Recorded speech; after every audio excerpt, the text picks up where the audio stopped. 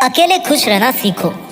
अकेला एक ऐसा शब्द जिसको सुनने के और महसूस करने के नजरिए हर इंसान के अलग अलग हो सकते हैं। किसी के लिए अकेले रहना अवसर हो सकता है तो किसी के लिए अकेले रहना जेल हो सकता है। आमतौर पर हम हमारी जिंदगी में बड़े कंफर्टेबल रहते हैं अगर किसी भी काम में, किसी भी तनाव में कोई आकर के हमारा साथ देता है और हमारी केयर करता है।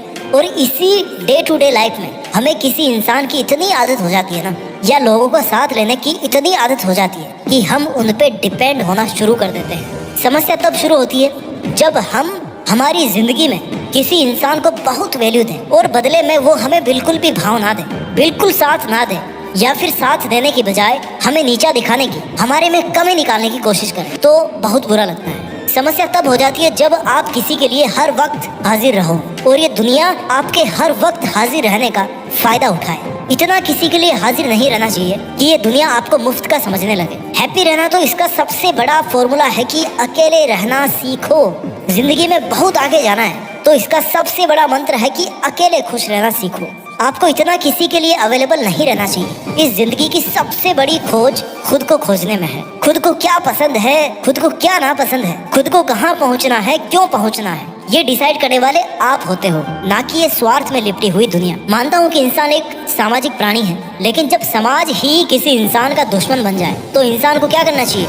मेरे हिसाब से तो समाज से लड़ने की बजाय अकेले रहकर शांत होकर ये सोचने की जरूरत है कि हमारे लिए समाज से या इस दुनिया से लड़ने से ज्यादा क्या जरूरी है। क्या हमारे लिए हमारा खुश रहना किसी से लड़ाई करने से ज्यादा जरूरी नहीं है? क्या हमारे लिए हमारी जिंदगी में एक गोल सेट करना जरूरी नहीं है? कितने काम है इस दुनिया में जो उस इंसान का वेट करते रहते हैं जो उन कामों को कर सकता है। कितने चैलेंजेस है इस दुनिया में जो आप जैसे लोगों का वेट करते हैं कि कोई आप जैसा तगड़ा इंसान आएगा और उन चैलेंजेस को गले लगाएगा। जिंदगी का मजा अकेले रहने में है। झुंड में तो भेड़ बकरियां रहती है, झुंड में तो कोई भी भेड़ बकरियों की तरह मैं टे कर सकता है, लेकिन मजा तो तब है जब शेर की तरह अकेले रहकर अंधेरे जंगल में एक दहाड़ लगाई जाए और इस पूरी दुनिया रूपी जंगल को ये महसूस कराया जाए कि शेर भले ही अकेला है लेकिन उसने अभी हार नहीं मानी है। सूरज अकेला है इसका मतलब ये नहीं है कि वो कमजोर है, बल्कि सूरज अकेला है इसका मतलब ये है कि उसके जितना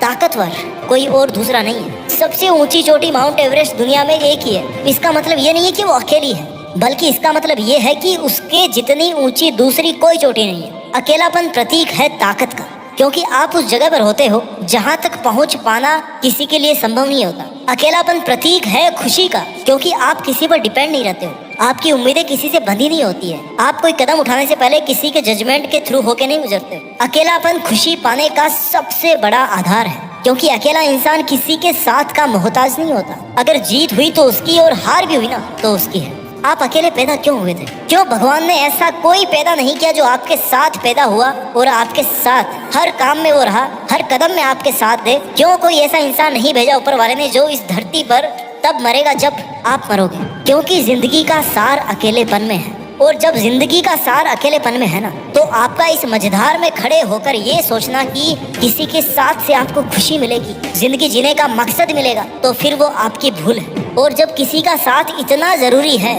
तो फिर वो इंसान मरता क्यों नहीं जब आपकी मृत्यु होती है? तो उस इंसान को फील क्यों नहीं होता जब आप पल पल मरते हो? तो जिंदगी का सार अकेले में है। जिंदगी एक हवन है जिसको केवल खुद के खून, पसीने और आंसू से सींचना पड़ता है। आपको डिपेंड नहीं बल्कि इंडिपेंडेंट होने की जरूरत है। इतिहास गवाह है कि अच्छे लोग या तो अकेले पड़ जाते हैं या जानबूझ के अकेले हो जाते हैं, क्योंकि उनको इस दुनिया की चाल ना समझ में आ जाती है। आपको कितना ही दर्द सहना पड़े, अकेले सहना सीखिए। जब आपके शरीर का दर्द कोई नहीं बांट सकता ना तो आपके मन का दर्द कोई कैसे बांट सकता है? क्योंकि वो तो किसी को दिखता भी नहीं है कि आपको कहाँ पे चोट आई है। कई लोग कहते हैं कि अकेला बंदा खुश नहीं रह सकता, बल्कि सच तो यह है कि अकेला बंदा ही खुश रह सकता है। शब्दों से ज्यादा ताकत खामोशी में होती है। कई बार शब्द वो सब बयां नहीं कर पाते जो खामोशी बयां कर देते हैं। कई बार कुछ कहने से अच्छा है कि चुप रह जाओ, दूर चले जाओ, अकेले रह जाओ और विचार करो अपनी जिंदगी पे कि जरूरी क्या है, रास्ता किधर है, समस्या क्या है और हल किधर है, जरूरतें क्या है और स्वार्थ किधर है, जिम्मेदारी किधर है और मजबूरी किधर है, खुद से नजदीकी किधर है और दूरी किधर है। सोचिए, अगर आपका सबसे अच्छा दोस्त आप खुद बन जाए तो क्या कोई आपको हर्ट कर पाएगा, कोई दुखी कर पाएगा? सोचिए, अगर आपका सबसे बड़ा हमदर्द आप खुद बन जाए तो कोई आपको दर्द दे पाएगा? सोचिए अगर आपका सबसे बड़ा सपोर्ट आप खुद बन गए तो इस सपोर्ट को कोई गिरा पाएगा? सोचिए अगर आपने खुद को अपने दिल में जगह दे दी तो क्या वो आपको धोखा दे पाएगा कभी? किस्मत वाला है हर इंसान जो ऊपर वाले ने ऐसा सिस्टम बनाया है कि वो खुद के साथ जिंदगी भर रह सकता है। इस बात की गहराई को समझिए। भागदौड़ की जिंदगी में आप पर जब कोई समस्या आती है ना, जब कोई दुख आता है, तो आप मैक्सिमम टाइम्स किसी दूसरे का साथ ढूंढने की कोशिश करते हो कि कोई आए और अपने हाथों से आपके आंसू पोंछ के जाए। पर ध्यान रखना, आंसू भी आजकल तभी पोंछे जाते हैं ताकि आप उस इंसान के काम आ सको। ये दुनिया रिश्तों से नहीं मतलबों से जुड़ी है। ये दुनिया साथ से नहीं बल्कि स्वार्थ से चलती है। क्या फर्क है आप में और किसी और में? यही ना कि आपको दूसरे लोग आपसे ज्यादा